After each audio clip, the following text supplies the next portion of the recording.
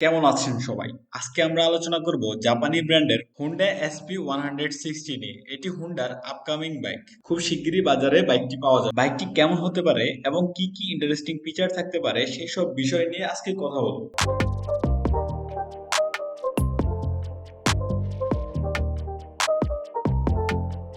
বাইকটিতে যে ফিচারটি আমার সবচেয়ে বেশি ভালো লেগেছে সেটা হলো কত লিটার ফুয়েলে কত কিলো রান করা যাবে সেটা ডিসপ্লেতে দেখাবে।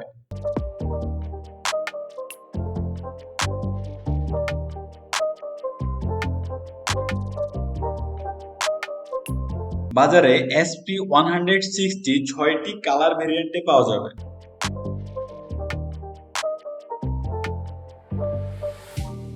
যথারীতি কালারগুলো হবে blue, dark blue, grey, grey metallic, red এবং ব্ল্যাক। প্রতিটি কালারে এসপি 160 দারুণ লাগে।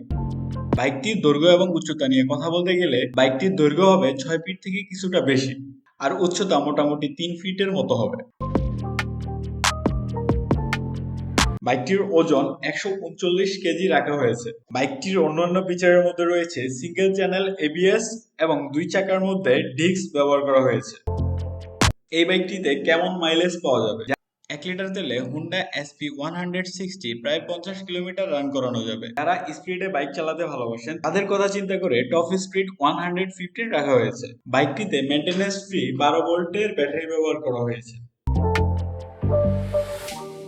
এছাড়াও রয়েছে headlight, tram light, tail light, automatic headlight, pass switch, automatic switch, engine kill switch.